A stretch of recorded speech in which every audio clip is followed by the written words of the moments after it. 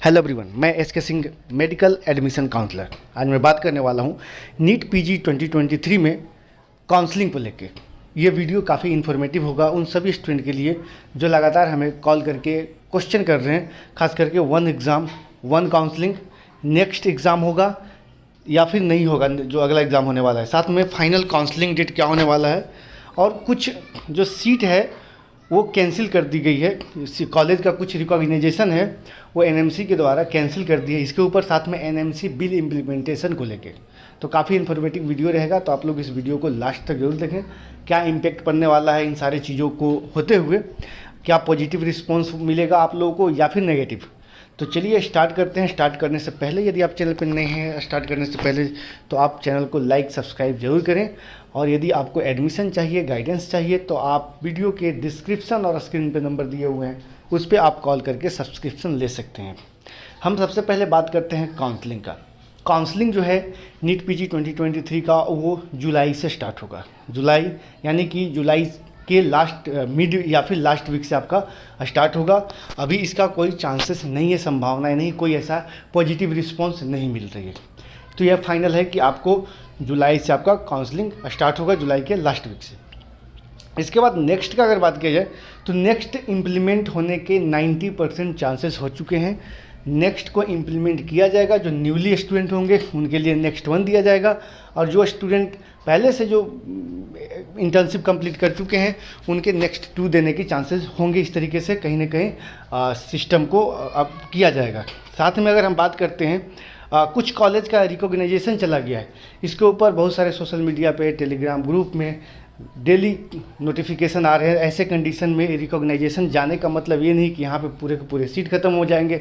ये इसमें फिर से अपडेट किया जाएगा। 15 जून तक इंस्पेक्शन चल रहा है। इसी बीच इन सभी कॉलेज को फिर से अपडेट कर दी जाएगी, कितने सीटें गए हैं, कौन कौन से कॉलेज गए हैं। अचानक से 40 कॉलेज या फिर 140 कॉलेज का रिकॉग्नाइजेशन जाना इतना आसान भी नहीं होता है। एक तो इंडिया में कॉलेज भी कम है, सीट भी कम है, और ऊपर से 140 कॉलेज यानी 140 कॉलेज का रिकॉग्नाइजेशन चला जाना इतना ईजी भी नहीं है।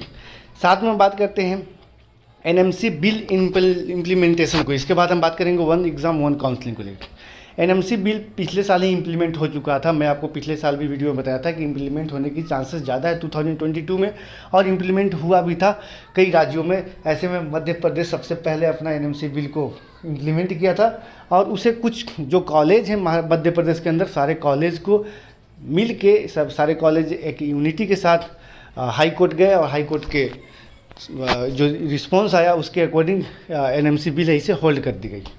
इसी तरीके से कई राज्यों में एनएमसी बिल के अगेंस्ट प्राइवेट कॉलेज हैं वो कहीं ना कहीं कोई सुप्रीम कोर्ट और हाई कोर्ट के तरफ रुख अपना रहे हैं। ऐसे कंडीशन में बिहार की तरफ से भी पॉजिटिव रिस्पॉन्स आया था कि बिहार गवर्नमेंट की तरफ से भी बताया गया था कि यहाँ पे 50% सीटों का जो फ़ी होगा प्राइवेट कॉलेज के अंदर वो गवर्नमेंट के अकॉर्डिंग ली जाएगी। यानी कि एनएमसी बिल यहाँ पे 100% इम्प्लीमेंट हो चुका है। लेकिन क्या ये काउंसलिंग में दिखेगा, क्या ये काउंसलिंग में वाकई में दिखेगा, काउंसलिंग में एनएमसी बिल के अकॉर्डिंग सीट अलाउट होंगे या नहीं होंगे। इसी तरीके से पिछले साल भी हुआ था, लेकिन इसे होल्ड कर दी गई थी, हाई कोर्ट के परमिशन आया था। अब ये सुप्रीम कोर्ट में भी मामला है जो कि जून में ही इसका हेयरिंग है। तो ऐसे कंडीशन में कहीं ना कहीं बोल नहीं सकते 100% कि इम्प्लीमेंट होगा। इम्प्लीमेंट तो ऑलरेडी हो चुका है, इम्प्लीमेंट ऑलरेडी हो चुका है, लेकिन ये क्या काउंसलिंग में पार्टिसिपेट कर पाएंगे, काउंसलिंग के बाद क्या इस एनएमसी बिल को रेगुलेट की जाएगी या नहीं की जाएगी, या फिर इसे भी होल्ड कर दी जाएगी। ये रहा एनएमसी बिल का। अब बात करते हैं वन एग्ज़ाम वन काउंसलिंग का।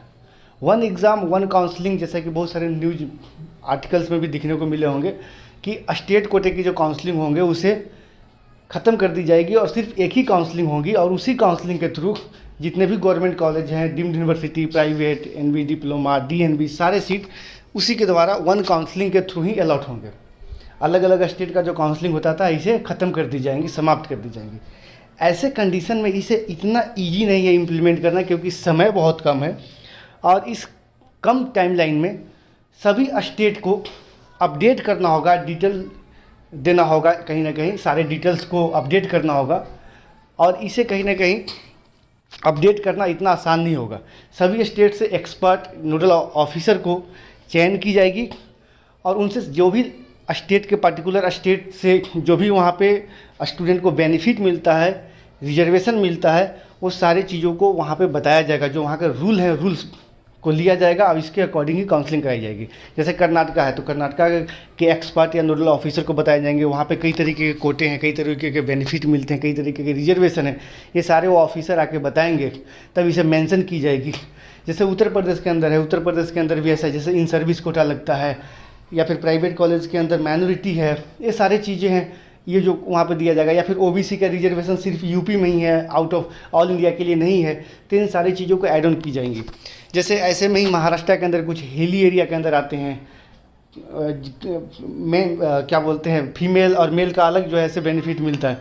तो ये सारे बेनिफिट के साथ साथ चीज़ों को अपडेट की जाएगी और इंडिया में लगभग इन सारे स्टेट को, जितने भी स्टेट है जहाँ गवर्नमेंट प्राइवेट सीटें हैं, डीम्ड यूनिवर्सिटी है, इसे अपडेट करना इतना आसान नहीं है जो कि इतना जल्दी किया भी जा सकता है। तो हमारे अकॉर्डिंग अगर बात किया जाए तो इसे इम्प्लीमेंट करना इस साल संभव नहीं हो सकता है। 2024 में इसे इम्प्लीमेंट किया जाए, क्योंकि गवर्नमेंट की तरफ से नए नए रूल आते भी हैं और इसमें थोड़ा समय लग ही जाता है। और न्यूज़पेपर आर्टिकल को यदि आप देखते हैं तो ये बहुत सारे ऐसे आर्टिकल्स आते हैं और वो सही भी नहीं होता है। नीट एग्ज़ाम पोस्टपोनमेंट को लेके भी कई आर्टिकल आते थे, एनएमसी बिल को लेके भी कई आर्टिकल्स आए, तो ऐसे वो सारे के सारे आर्टिकल्स फेल हो चुके। काउंसलिंग को लेके भी कई आर्टिकल्स आए, ये भी फेल कर गए। तो ऐसे कंडीशन में आप किसी पे विश्वास नहीं कर सकते जब तक कि ऑफिशियली किसी भी तरीके का कोई नोटिफिकेशन नहीं आ जाती है। यदि आपके पास कोई लिंकअप है तो गुड एंड वेल, यदि जब तक ऑफिशियली नोटिस नहीं आती तब तक किसी पे ट्रस्ट नहीं करना है। बोलने वाले बहुत कुछ बोलेंगे और चले भी जाएंगे। दूसरी पॉइंट पे अगर बात किया जाए, अगर वन काउंसलिंग होता है तो यहाँ पे जो सीट ब्लॉक करते थे, जैसे कि जिनका रैंक अगर 40,000 है और मेडिसिन का सीट चाहिए और 4 से 5 राज्यों को रजिस्ट्रेशन करते हैं और 4-5 में से 3 या 4 स्टेट में उनको सीटें मिल जाती है, ऐसे में सीट ब्लॉक हो जाती हैं।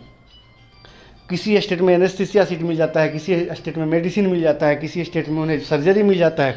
ऐसे में सिर्फ उनको एक ही सीट चाहिए होता है और बाकी की जो सीटें अलॉट होती है उसे वो छोड़ देते हैं। ऐसे में वो सीट राउंड 2 में चली जाती है और राउंड 2 में भी सेम ऐसा ही कंडीशन होता है, क्योंकि राउंड 1 फ्री एग्जिट होता है।